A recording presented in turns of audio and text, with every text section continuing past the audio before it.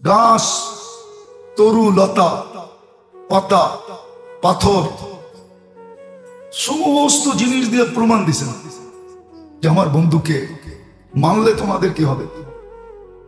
জীবিত তো জীবিত, মৃত্যু জিনিস দিয়ে প্রমাণ দিছে। এক গ্রাম্য লোক মজমা দেখছে, মজমা লোকের সমাগম দেখে জিজ্ঞাসা করছে এখানে কি? নবী আখিরুজ্জামান আসছে, তুমি জানো না? বলছে আমি তো ওনাকেই তালাশ করতেছি। তো ওনার কাছে মরা গুই সাপ ছিল, তো নিয়ে আয়েশার সামনে বলতেছে শোনেন, আমার মন চায় আপনাকে হত্যা করি আর আমার মাবুদদের মন ঠান্ডা করি। আপনি কোন ঝামেলা আমাদের ভিতরে এইসব পাকায়া দিলেন? আমরা তো মূর্তির পূজারী। আপনি জুমা 8 দিন আইসেই এক গ্যাঞ্জাম পাকায়া দিলেন, নবী হয়ে আসছেন। ওমর রাদিয়াল্লাহু তাআলা শুনতে ছিল আর ফলতে ছিল, আর আল্লাহ রসুলের দিকে তাকাইতে ছিল যে ইশারা হয় কিনা, আমার তলোয়ার কাজে লাগে কিনা। আল্লাহ রসুল বুঝে ফেলছেন ওমর ফসতেছে, তো ইশারা থামায়া দিছে। তো বলছে শুনেন, এই মরা গুইসাপ যদি আপনাকে নবী বইলা মানে আমি মেনে নিব। আল্লাহ রসুল গুইসাপকে ইশারা করছে। আইয়ুহা দাব, আরবিতে গুইসাপকে বলে তপ, দব্বুল মানে গুইসাপ। তো ওটা জীবিত হয়ে মাথা উঁচা করতে দেরি করে নাই, আর পিওর আরবি ভাষায় লাউড স্পিকারের মতো ফাটায়া বলতেছে লব্বাইক ওয়া সাদাইক ইয়া যাইনা ওয়াফা ইয়াউমিল কিয়ামা। ও দুজাহানের বাদশা, আপনার ইশারায় আমার ভাগ্য খুলে গেছে। এক গুইসাপের ভাগ্য যদি ইশারায় খুলতে পারে, আপনাকে আমাকে আদর্শ দিছিলেন, কতটুকু ভাগ্য খুলতো। আজকে একটা জিনিস চিন্তা করেন, ভাগ্য খুলবে তো দূরের কথা, আজকে মুসলমানের মতো এই দুনিয়ার পিঠে বিজাতীয় এটা মানে না যে এরকম না, ওরাও মানে যে মুসলমান আছে দেখাই আমরা আছি। হাদিসও এটা বলে মক্কা একসময় দুর্ভিক্ষ আসছে, তো 360-এর কাছে চাইতে চাইতে চাইতে চাইতে মক্কাবাসী বিরক্ত হয়ে গেছে, চামড়ার টুকরা পর্যন্ত উঠায়া ছাইরা খাইতে শুরু করছে, এমন দুর্ভিক্ষ। আল্লাহর রসুল কয়েকদিনের বাচ্চা, রাওয়ায়াতে 2 ধরনের আছে, কয়েকদিনের বাচ্চা। মক্কাবাসী বলছে চলো, আমরা চাইতে চাইতে তো ক্লান্ত হয়ে গেলাম, কিন্তু কিচ্ছু দেখা যায় না, কোনো প্রতিফল নাই, চলো আব্দুল মুত্তালিবের কাছে যাই। আরেক রিওয়ায়াতে আছে চলো আবু তালেবের কাছে যাই, সে আমাদের সর্দার।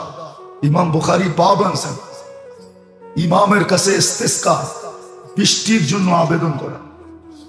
আবু তালেব তখন মক্কার সর্দার, আব্দুল মুত্তালিব মক্কার সর্দার। যা বলছে সর্দার আমরা হার মাইনা ফেলছি, 360 আমাদের কথা শোনে না, বাইতুল্লাহর গিলাফ বেরা বলতেছি তাও শোনে না, তুমি একটু দোয়া করো। আব্দুল্লাহ জানতো চাবি আমার কাছে আছে, আব্দুল মুত্তালিব জানতো যে চাবি আমার কাছে আছে, আবু তালেব জানতো যে রত্ন আমার কাছে আছে। আল্লাহ রসুলকে চাদরে পেঁচা বাইতুল্লাহ যায়, বাইতুল্লাহর উপরে এরকম ধৈরা রেখা দোয়া করছেন, বৃষ্টি ঝুমঝুমায় চলে আসছে।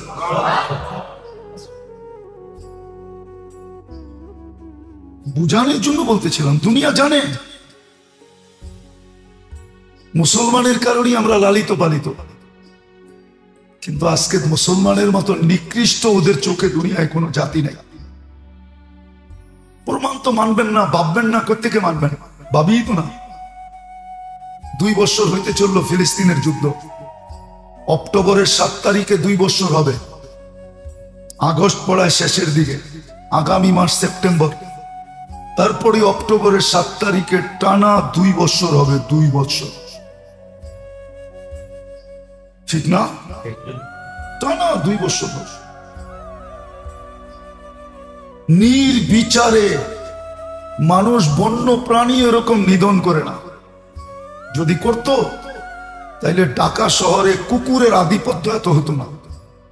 এক সময় ছিল, আমরা ছোটবেলা দেখতাম কুকুর রাস্তায় পাইলেই সিটি কর্পোরেশন ওয়ালারা ইনজেকশন দিয়ে উঠে আনিত। ঢাকা শহরেই তো ডাঙ্গুটি খেলতে খেলতে বড় হইলাম। এখনো তো মনে আছে কোন বাড়িগুলোর ভিতরে যায় ডাঙ্গুটি খেলতাম। ডাঙ্গুটি চিনেন? করতে চিনবেন, টাকা আনা করতে ডাঙ্গুটি চিনবেন। মার্বেল, ডাঙ্গুটি দেখতাম তো। আর এখন তো কুকুরের আধিপত্যই আধিপত্য।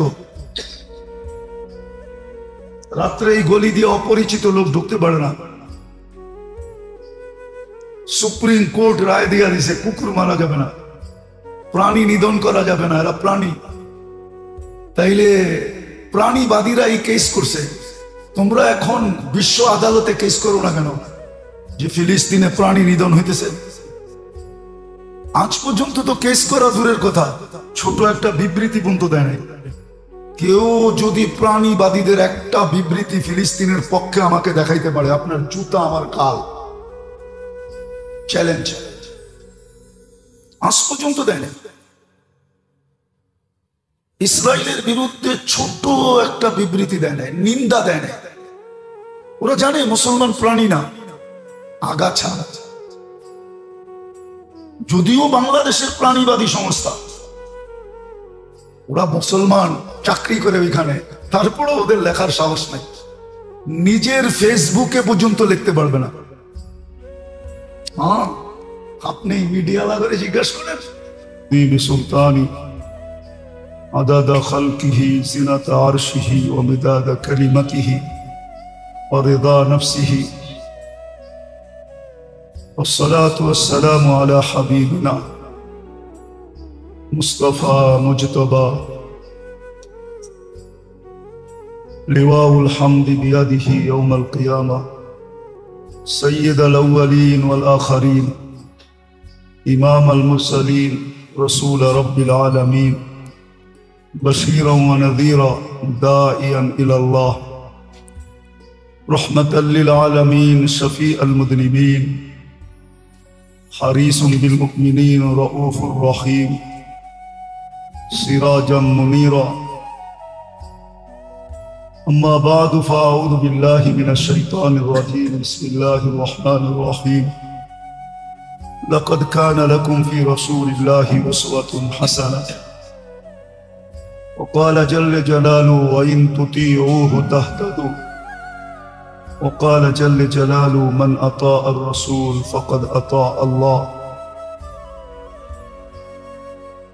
وقال جل جلاله ومن يطع الله ورسوله فقد فاز فوزا عظيما وقال رسول الله صلى الله عليه وسلم من أطاعني دخل الجنة ومن عصاني فقد أبى أو كما قال عليه الصلاة والسلام وقال صلى الله عليه وسلم تركت فيكم أمرين لن تضلوا ما تمسكتم بهما كتاب الله وسنة رسوله أو قال عطرتي أو كما قال عليه الصلاة والسلام मेरे अजीजों, मेरे दोस्तों, मेरे भाइयों, अल्लाह जल्ल जलालुहु अम्मा नवालुहुर एहसान যে অস্তিত্ব দিছেন, জীবনও দিছেন, আবার এই জীবনের প্রত্যেকটা জিনিস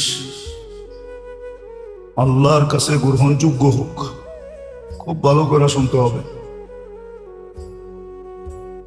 জীবনের প্রত্যেকটা জিনিস আল্লাহর কাছে গ্রহণযোগ্য হোক। প্রত্যেকটা জিনিসের বিনিময়ে 24 ঘন্টার প্রত্যেকটা নড়াচড়া থেকে নিয়ে সমস্ত কর্মের বিনিময় মিলুক। এক তো গ্রহণযোগ্য হোক, দ্বিতীয় বিনিময় মিলুক। আর জীবনের প্রত্যেকটা পর্ব, এমনকি নড়াচড়া থেকে নিয়ে ঘুম থেকে সজাগ, সজাগ থেকে ঘুম, পেশাব পায়খানা পর্যন্ত আল্লাহর কাছে গ্রহণযোগ্য হোক, বিনিময় মিলুক এবং আমার পক্ষে আসুক, বিরুদ্ধে না যায়।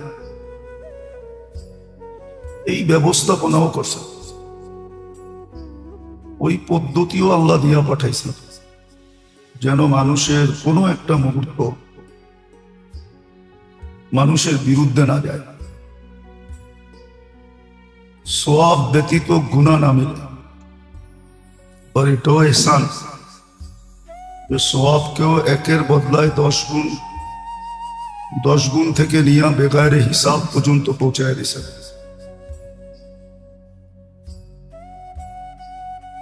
কিন্তু এটা হবে তো হবে কি করে? এই জন্য আল্লাহ জাল্লা জালালুহু আম্মা নওয়ালুহু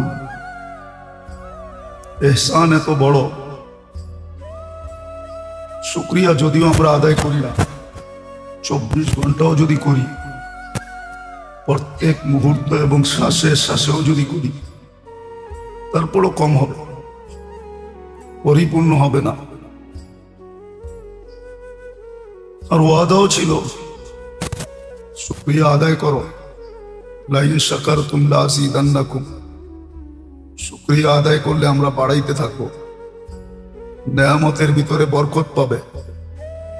আজকে নেয়ামত আছে, অতীতের তুলনায় আজকে মানুষের কাছে নেয়ামত 100 গুণ না 1000 গুণ বেশি। যারাই আমরা বয়স্ক আছি একটু চিন্তা করি যে আমাদের বাপ চাচার কাছে কতটুকু ছিল, আজকে আমাদের কাছে যতটুকু আছে তার তুলনায় আমাদের বাপ চাচার কাছে কিছুই ছিল, নগণ্য ছিল, কোনো মতে জীবন চলছে, বড় কষ্টে দিন গেছে। কিন্তু নেয়ামত থাকলে কি হবে? বরকত নাই, বরকত নাই। বরকত না থাকার কারণ ছিল, জানি না মানবে কি মানবে না, মানবেন কি মানবেন না, আগে কম ছিল, তারপরও মা বাবা আমাদেরকে যতটুকু মানুষ করে তুলছে, আজকের মা বাবা কিন্তু সন্তানকে এতটুকু মানুষ করার আশা রাখে না। হয়তো শিক্ষা প্রতিষ্ঠান অনেক আছে, শিক্ষা প্রতিষ্ঠানের অভাব নাই, শিক্ষাও আছে, দীক্ষাও আছে, কিন্তু ছেলে সন্তান যতটুকু মানুষ আমাদের বাপদাদারা করছে সন্তানকে, পরিবেশের কারণে আপনি এতটুকু আপনার সন্তানকে মানুষ করার আশা রাখেন না। যদি হয়ে গেল মানুষ, তাহলে এটাকে মিরাকেল মনে করা হয়, যেটা অলৌকিক ভাবে হয়ে গেছে। কথাটা যদিও একটু ডিপলি, কিন্তু ভাইবা দেখেন, কারণ আজকে নেয়ামতে বরকত নেই, নেয়ামত আছে বরকত নেই, অতীতের তুলনায় 1000 গুণ বেশি, কিন্তু বরকত নাই। কারণ নেয়ামতের উপরে শুকরিয়া নাই। আগে মানুষ যতটুকু পাইতো শুকরিয়া আদায় করত, এটা আল্লাহর এহসান, দয়া, দক্ষিণা মনে করত। কিন্তু এখন মানুষ এটাকে দয়া দক্ষিণা মনে করে না, শুকরিয়া আদায় করে না। তো যার কারণে নেয়ামত আছে কিন্তু বরকত নেই। তো বরকত না থাকার কারণ শুকরিয়া নেই। তো যেটা বুঝাইতেছিলাম যে আল্লাহ আমাদেরকে অস্তিত্ব দিছেন, জীবনও দিছেন, প্রত্যেকটা জীবনের মুহূর্ত আমার পক্ষে যাক, সওয়াব মিলুক, আমার পক্ষে যাক, সওয়াব মিলুক। কোন পদ্ধতিতে আমি করব, এই পদ্ধতি শিখানোর জন্য, হাতে কলমে শিখানোর জন্য কোন মামুলি ব্যক্তিকে পাঠান নাই, কোন সাধারণ মানুষকে পাঠান নাই। রবিউল আউয়াল মাস চলতেছে, সৃষ্টির সর্দারকে পাঠায় দিছে, মুহাম্মদুর রাসূলুল্লাহ সাল্লাল্লাহু আলাইহি ওয়াসাল্লাম, সৃষ্টির সর্দার, ইমামুল আম্বিয়া, সমস্ত নবীদের ইমাম।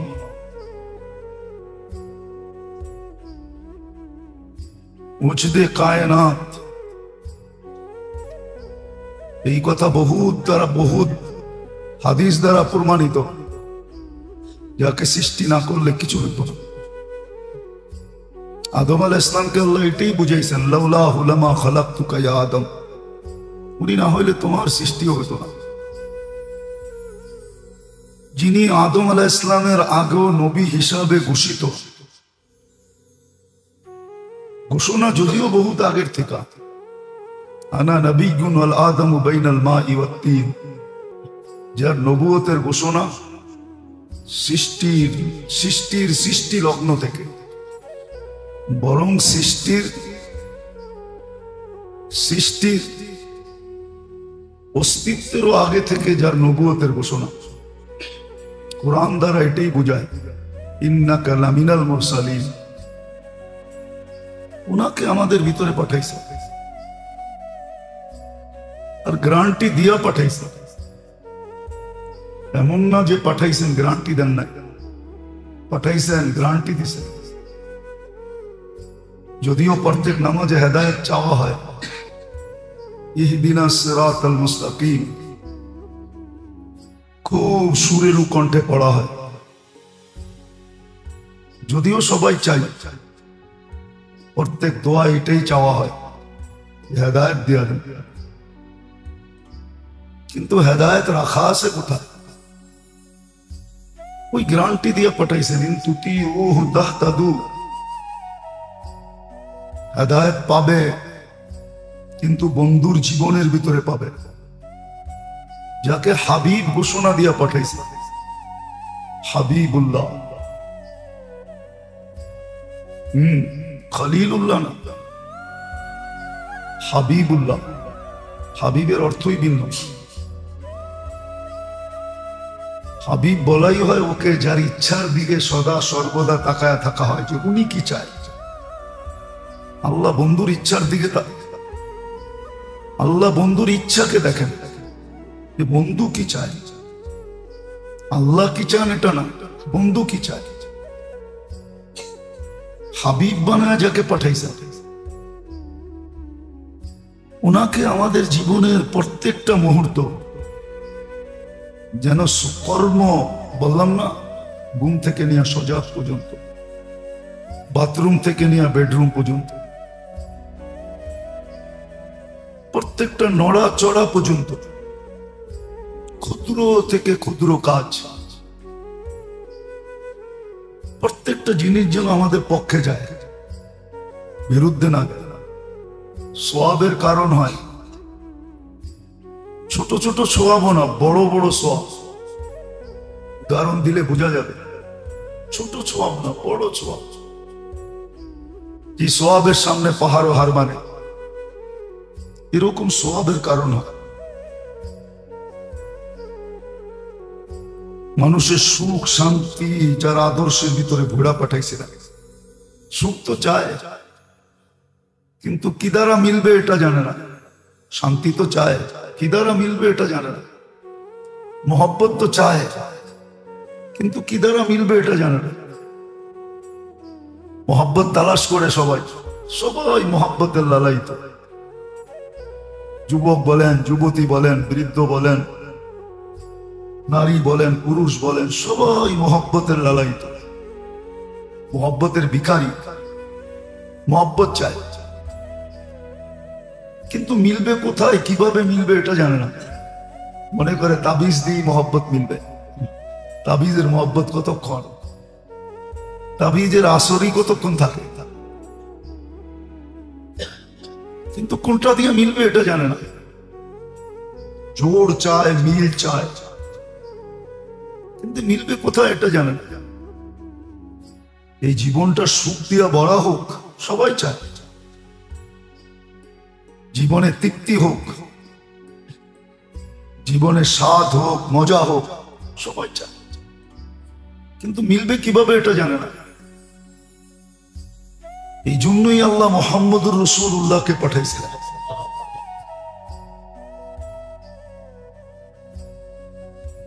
যেমন ওনাকে মর্যাদা দিয়ে পাঠাইছেন, এমন আমাদেরকে মর্যাদা দিয়েছেন। আমাদেরকেও কম মর্যাদা দেন নাই। একটা ভাবলেই বোঝা যায়, কুনতুম খায়রা উম্মাহ, যত উম্মতই আসুক তোমাদের মর্যাদা সবার উপরে। তোমরা বেডরুমের লোক, বাকি সব কাচারি ঘরের লোক। তোমরা আমার বড় কাছের লোক, খায়রু উম্মাহ। কোরআন দিয়ে বোঝা যায় যে কত বড় মর্যাদা দিছে। অঙ্গীকার গুলা তো সব আনা যাবে না। কত অঙ্গীকার আমাদের সাথে আছে, কত অঙ্গীকার করছেন আল্লাহ। মনে হয় আমাদের তুলনায় বিন্দু মাত্র অঙ্গীকারও আল্লাহ করেন না। অন্য উম্মতের সাথে আমাদের তুলনায় বিন্দু মাত্র অঙ্গীকার ছিল না। বিন্দু মাত্র অঙ্গীকার ছিল না, আমাদের সাথে অঙ্গীকার আছে। বুঝলে হয়তো বোঝা যাবে। আল্লাহ বুঝাইতে চাইতেছেন যে আমি আমার কুদরত কুওয়াত, আল্লাহর কুদরত, আল্লাহর কুওয়াত, শক্তি, এই শুধু দুটার উপরে সমাপ্তি ঘটান নাই। বলছে প্রয়োজন পড়লে আমি পর্যন্ত চলে আসবো।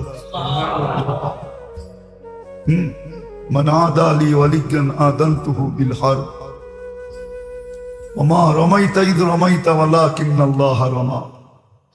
কোরআনের এই সব শব্দগুলো এটাই বোঝায় যে শক্তি, কুওয়াত, কুদরত, তারপরে স্বয়ং আমি তোমাদের পক্ষে লড়ব। এর চেয়ে বড় অঙ্গীকার আর কি হতে পারে? তো যেটা বুঝাইতেছিলাম, শুধু অস্তিত্ব দেন নাই, শুধু নির্বাচিত করেন নাই, আমরা নির্বাচিত। শুধু বন্ধুর উম্মত বানায় ছেড়ে দেন নাই, বন্ধুর উম্মত বানায় আমাদেরকে ছেড়ে দিছে। বরং না, ভালো মতে বুঝি, এদিকে ধ্যান দিই, কাজে দিবে, নাইলে বড় কাঁদাবে আমাদেরকে। আজকে যদিও না কাঁদি, কালকে খুব কাঁদাবে। আল্লাহ এক একটা দেখাবে। যেমন হাদিসে আছে, হাদিসে আছে যে আল্লাহ একজনের সামনে জান্নাত আনবে আর বলবে আমি তোমার কাছে খাওয়ান চাইছিলাম, তুমি আমাকে খাওয়াও না। যদি খাওয়াইতে তাহলে আজকে এই মেহমানখানায় তোমাকে জায়গা দেওয়া হতো। সে বলবে আপনি কোথায় চাইলেন? আপনি চাবেন আমি দিব না, এটা হয় কি করে? আল্লাহ পুরা চিত্র নিয়ে আসবে, বলবে তাকায় দেখো, সামনে দাঁড়ানো লোকটাও আর ওর সামনে যে তুমি, তো বলছে হ্যাঁ আমি। বলছে তোমার কাছে খাওয়া চাইছিল, ভিক্ষুক এসে তোমার কাছে খাওয়া চাইছিল, আর খাওয়ান তোমার ঘরে ছিল, এমন না যে ছিল না। তুমি যদি ওকে খাওয়াইতে তো আমাকেই খাওয়ানো হতো। ছোট্ট একটা জিনিস, কিন্তু বেশি বড় জিনিস না। চলেন, এটা যদি বুঝে না আসে তো প্রসিদ্ধ বুখারীর হাদিস, কুকুরকে পানি খাওয়ায় জান্নাতে চলে গেছে। এটা তো হাজারবার শুনছি। তো ক্ষুদ্র জিনিস দ্বারা, বড় জিনিস না, ক্ষুদ্র জিনিস। তো যেটা বুঝাইতেছিলাম, শুধু জীবন দেন নাই, অস্তিত্ব দেন নাই, শুধু অস্তিত্ব দেন নাই, জীবনও দিছেন। কুদরতি হাতে নির্বাচিত করছে, বন্ধুর উম্মত বানাইছে, মর্যাদা বহুত উঁচে করে দিছেন। বন্ধুও যেরকম মর্যাদাশালী, আমাদেরকেও তেরকম মর্যাদাশালী বানাইছে। বন্ধুকে যেরকম দিছেন আমাদেরকে ওরকম দিছেন। কারণ এটাই, যে মুহূর্তগুলো যেন আমার পক্ষে আসে,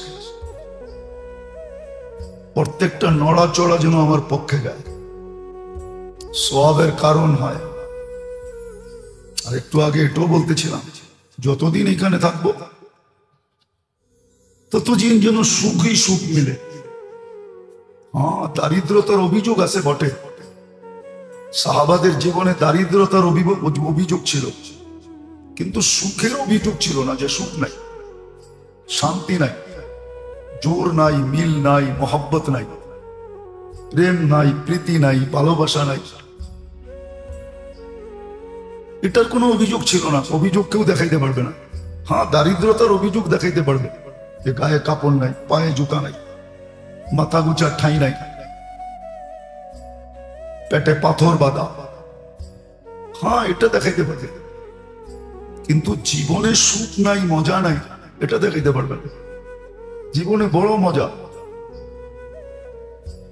2 সন্তান নিয়ে আজকে 1000 কোটি টাকার মালিক হয়েও সুখ নাই। ওইখানে 99 জন সন্তান নিয়েও সুখী। উঠান আপনি কিতাব, দেখেন ইতিহাস। আজকে তো 2-4 জন নিয়েই আমরা পরেশান। 1000 কোটি টাকার মালিক, লক্ষ কোটি টাকার মালিক, কিন্তু সন্তান নিয়ে সুখ নাই। আমরা জানি, শুধু আমরা জানি না, দুনিয়াও জানে সন্তান নিয়ে সুখে নেই।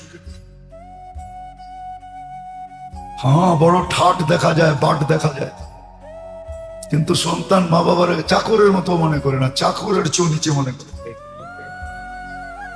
আমরা চিনি, আমরা জানি ওয়েদারের ভিতরে আর ঘ্রাণ আছে, কিন্তু ওনারা 99 জন সন্তান নিয়ে সুখী।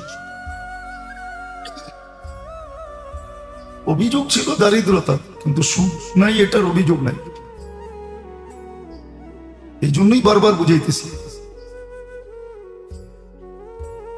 মুহাম্মদুর রাসূলুল্লাহ আসা, দুনিয়াতে আবির্ভাব হওয়া,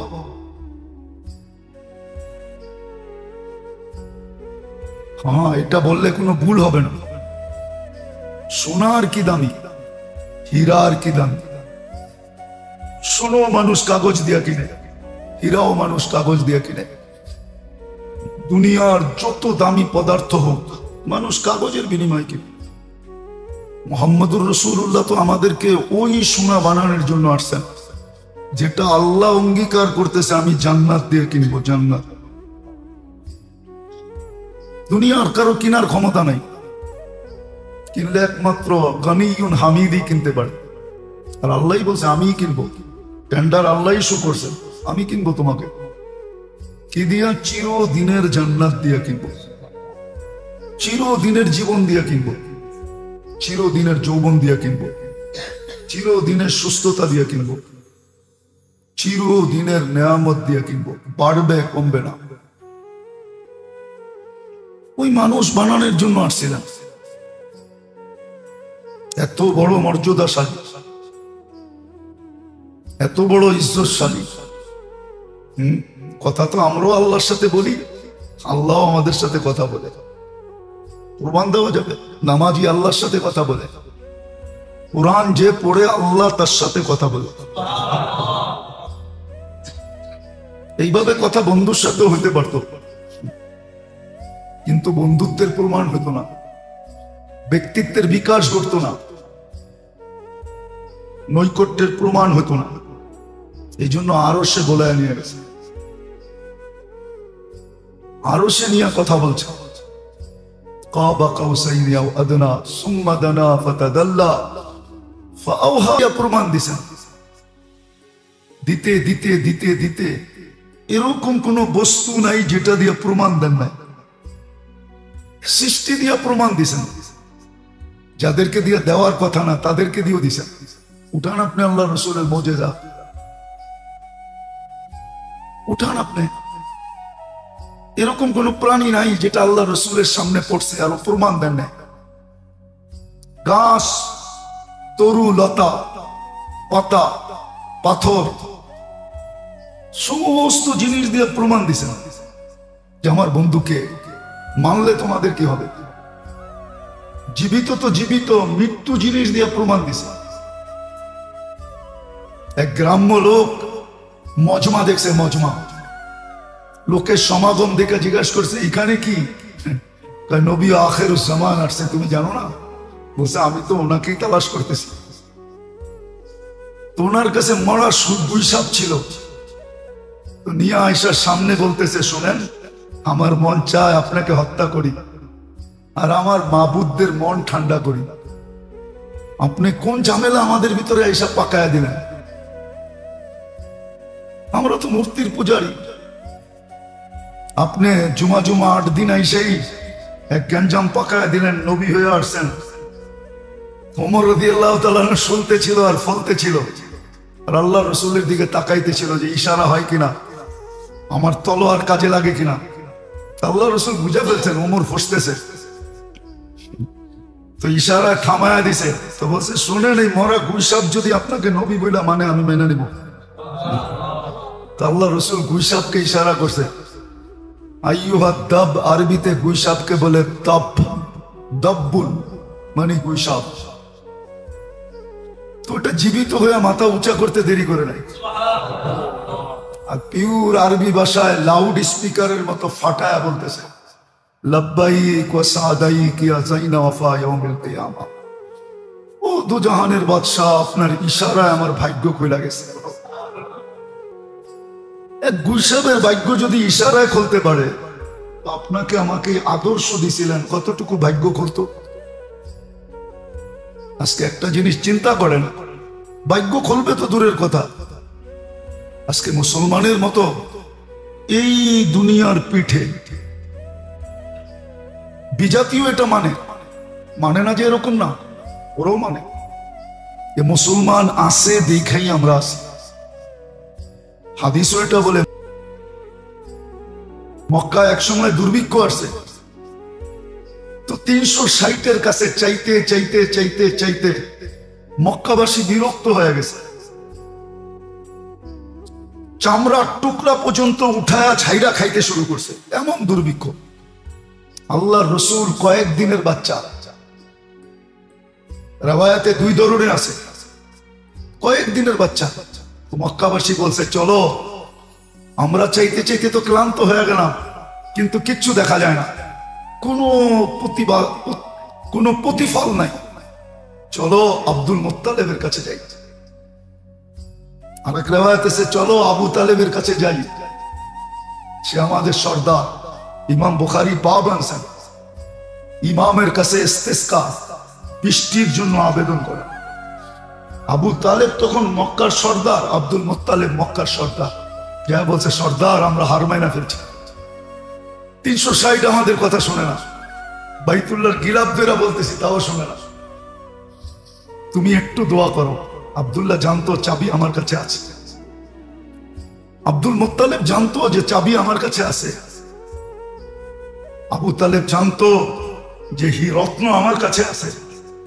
আল্লাহ রসুলকে চাদরে পেঁচা বাইতুল্লাহ যায়, বাইতুল্লাহর উপরে এরকম ধৈরা রেখা দোয়া করছেন, বৃষ্টি ঝুমঝুমায় চলে আসছে।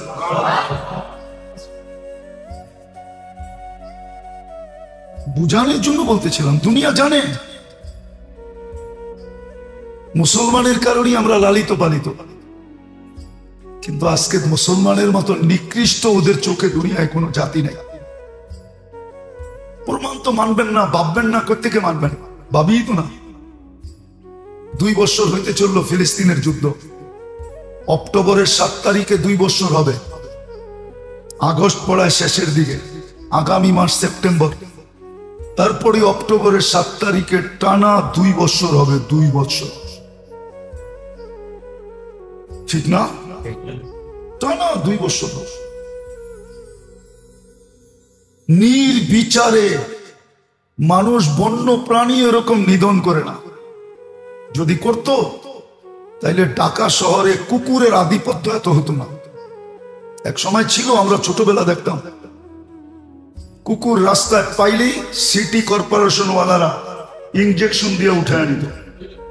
ঢাকা শহরেই তো ডাঙ্গুটি খেলতে খেলতে বড় হইলাম, এখনো তো মনে আছে কোন বাড়িগুলোর ভিতরে যায় ডাঙ্গুটি খেলতাম। ডাঙ্গুটি চিনেন? করতে চিনবেন, টাকা আনা করতে ডাঙ্গুটি চিনবেন, মার্বেল ডাঙ্গুটি দেখতাম তো। আর এখন তো কুকুরের আধিপত্যই আধিপত্য। রাত্রে এই গলি দিয়ে অপরিচিত লোক ঢুকতে পারে না। সুপ্রিম কোর্ট রায় দিয়া দিছে, কুকুর মারা যাবে না, প্রাণী নিধন করা যাবে না, এরা প্রাণী। তাইলে প্রাণীবাদীরা এই কেস করছে, তোমরা এখন বিশ্ব আদালতে কেস করো না কেন যে ফিলিস্তিনে প্রাণী নিধন হইতেছে? আজ পর্যন্ত তো কেস করা দূরের কথা, ছোট একটা বিবৃতি পর্যন্ত দেয় নাই। কেউ যদি প্রাণীবাদীদের একটা বিবৃতি ফিলিস্তিনের পক্ষে আমাকে দেখাইতে পারে, আপনার জুতা আমার কাল। চ্যালেঞ্জ। আজ পর্যন্ত দেয়নি। ইসরায়েলের বিরুদ্ধে ছোট একটা বিবৃতি দেয় নাই, নিন্দা দেয় নাই। ওরা জানে মুসলমান প্রাণী না, আগাছা। যদিও বাংলাদেশের প্রাণীবাদী সংস্থা, ওরা মুসলমান, চাকরি করে ওইখানে, তারপরে ওদের লেখার সাহস নাই। নিজের ফেসবুকে পর্যন্ত লিখতে পারবে না।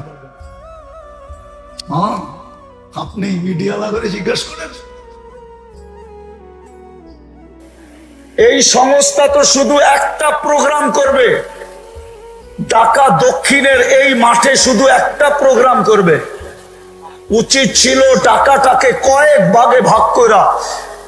এই রবিউল আউয়াল মাসে প্রত্যেকটা ঢাকাকে কয়েকটা ভাগে ভাগ করা, কমসে কম 2 দিন অন্তর অন্তর 15টা সম্মেলন করা উচিত ছিল।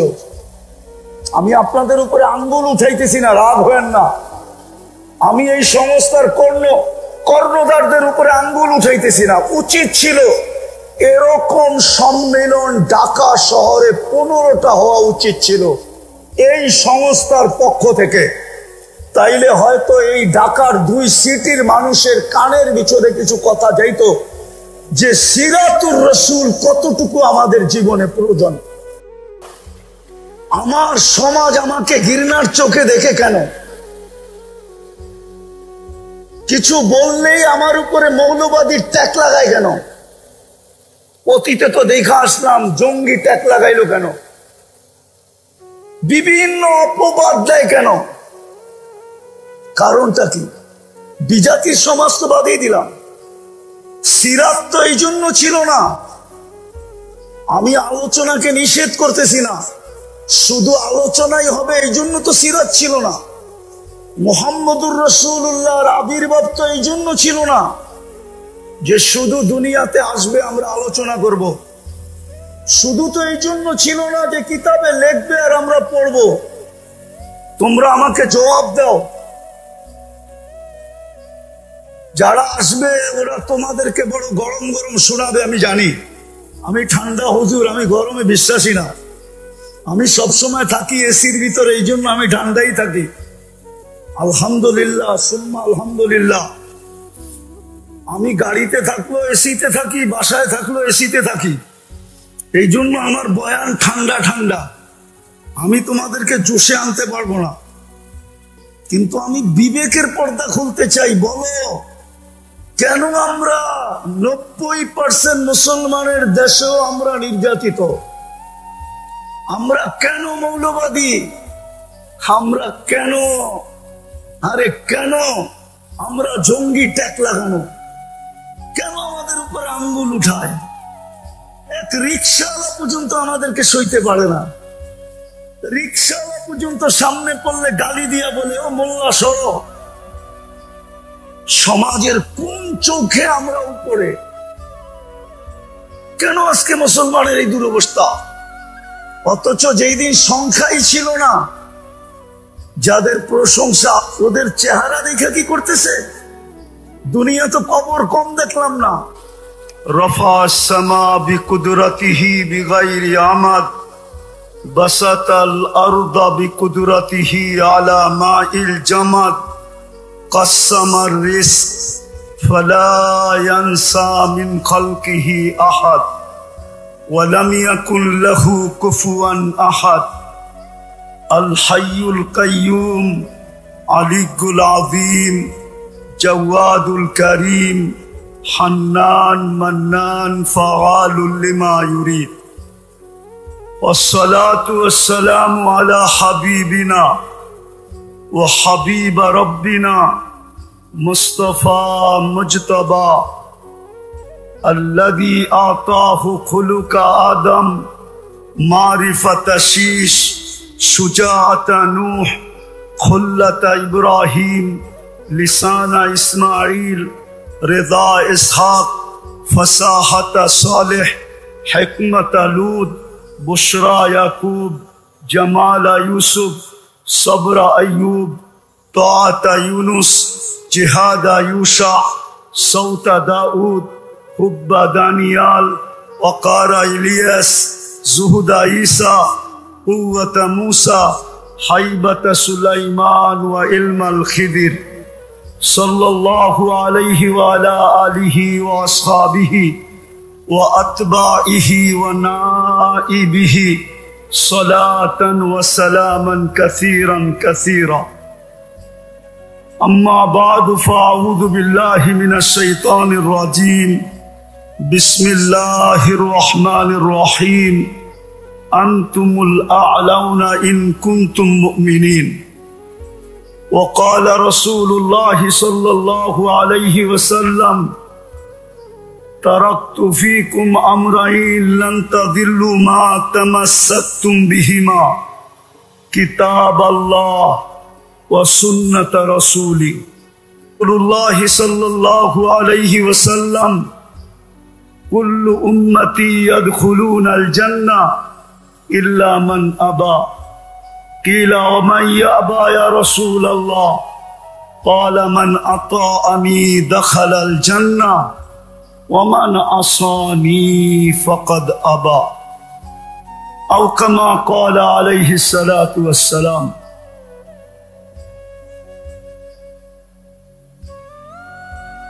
ওয়াজ নসিহত এটা উদ্দেশ্য না।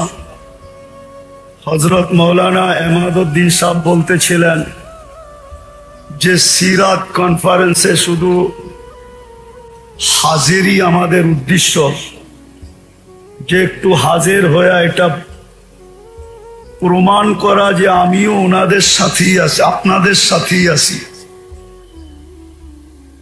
এই জন্য শুধু শব্দটা, যদিও উনি বলছিলেন ভোট, যে আমাদেরকে একটা ভোট দিয়া যাবেন যে আপনি আমাদের সাথে, এই জন্যই শুধু উপস্থিত হওয়া।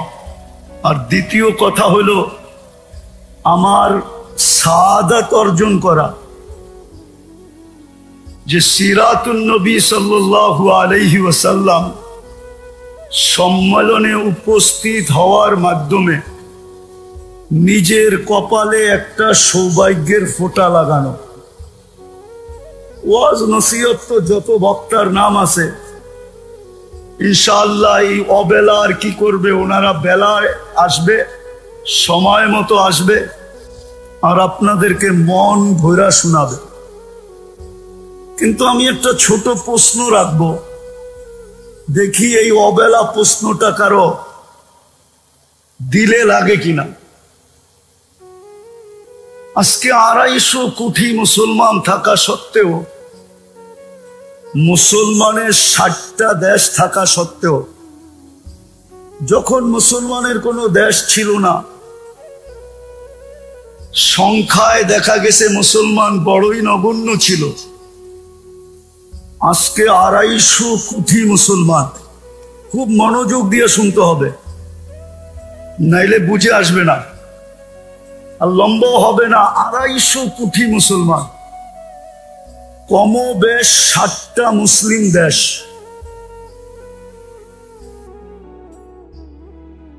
একটা না, দুটা না, আর কোন ক্ষুদ্র দেশও না, জনবহুল 60টা মুসলিম দেশ। দুনিয়ার সবচেয়ে বড় টাকা মুসলমানের কাছে। 4টা দেশ এরকম দুনিয়াতে আছে যাদের চেয়ে বড় টাকা দুনিয়াতে কারো কাছে নাই, কারেন্সি।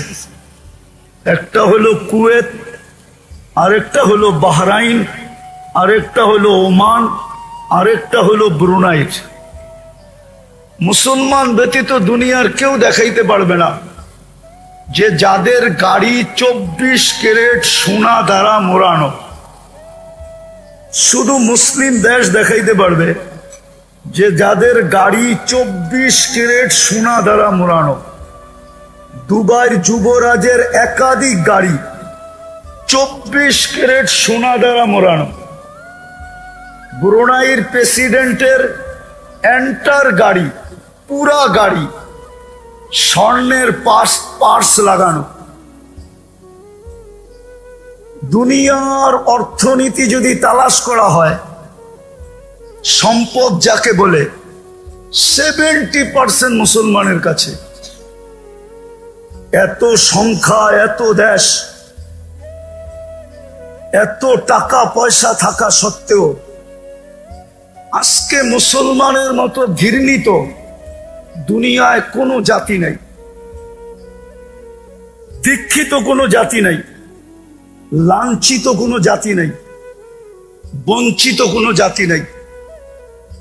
একটা উদাহরণ যদি দেই ছোট, জানি না বুঝে আসবে কিনা। আজকে এতগুলা কুকুর না, ঢাকা শহরের কুকুর প্রত্যেক গলির মানুষ নিধন করা শুরু করুক, কালকে সকালে দেখবেন ঢাকা শহরের মেইন পয়েন্টে প্রাণীবাদীরা কিভাবে স্লোগান দেয়, আর কিভাবে সমাগম করে, আর কিভাবে সুপ্রিম কোর্টের রায় এইখানের মানুষের হাতে হাতে বিলীন করে। বাংলাদেশের সুপ্রিম কোর্টের রায় হইল কোন কুকুরকে অতীতের মতো ইনজেকশন দিয়ে নিধন করা যাবে না। এই রিট প্রাণীবাদীরা করছে, আর ওরা জিতা গেছে। শুধু বাংলাদেশে না, সারা দুনিয়াতে জিতা গেছে। কিন্তু আজকে 2 বছর হইতে চলল, আমি বিবেকের পর্দা খুলতে চাইতেছি আমার ছাত্রদের। 2 বছর হইতে চলল, অক্টোবরের 7 তারিখে 2 বছর হবে। 65,000-এর বেশি, এটা তো সরকারি রিপোর্ট, 65,000, লক্ষাধিকের বেশি মানুষ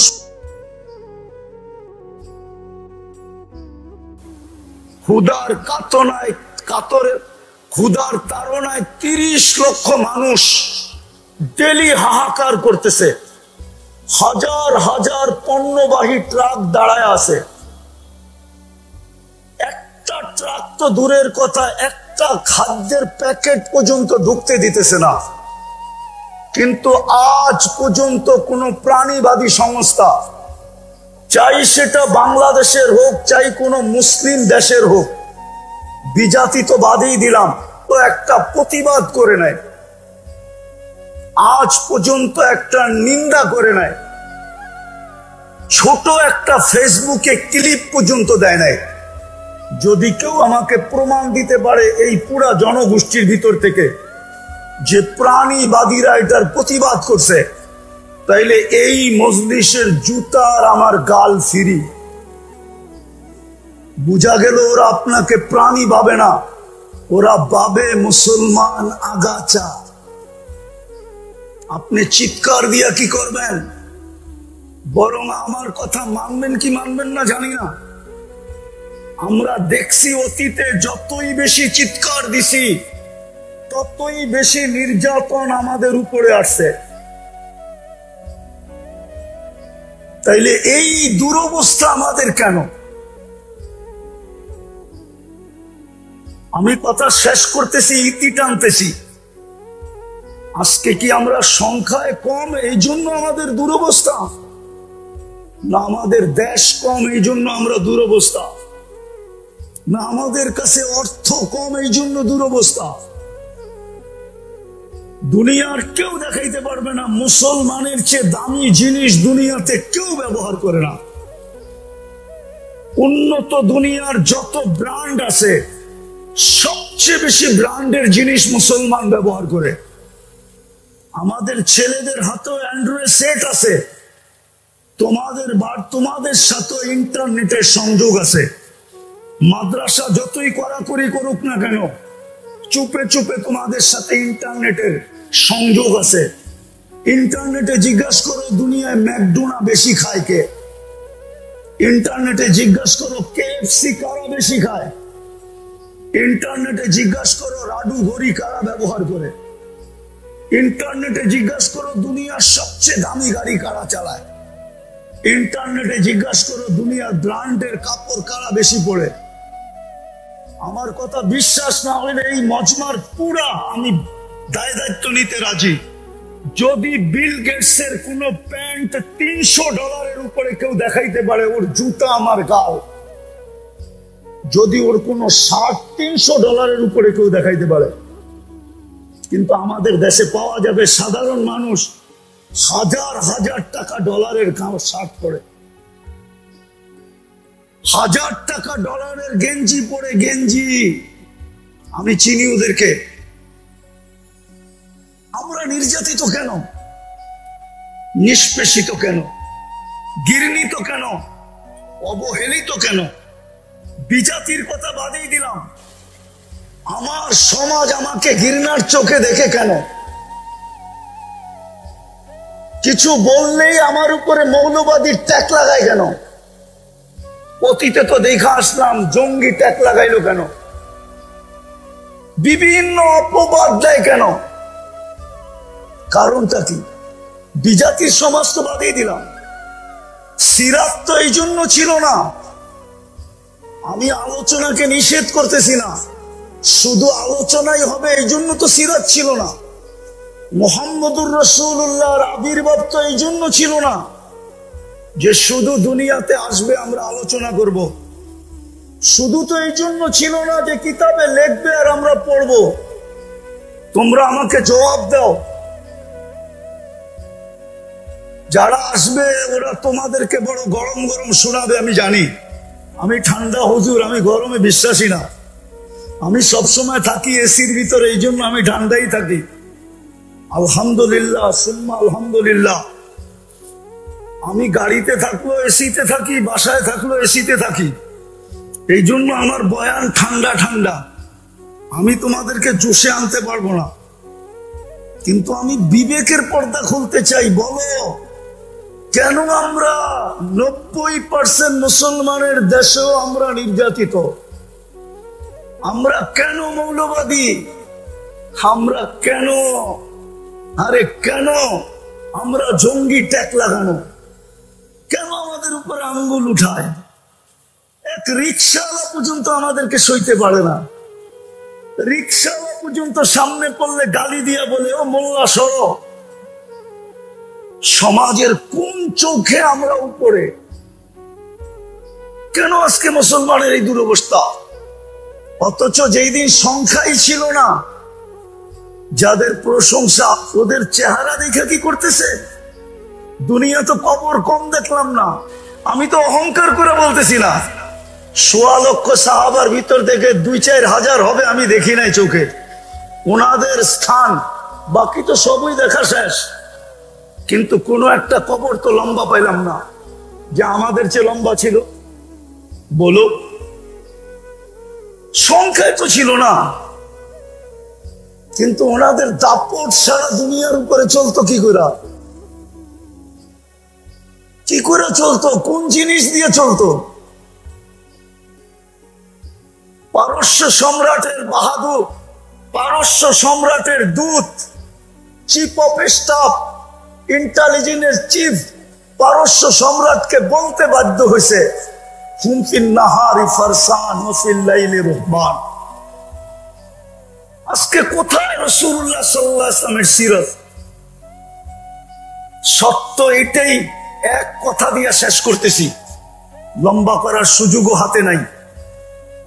যদিও কবি বলছেন, কিন্তু পুরা সারমর্ম ঢুকায় দিছেন।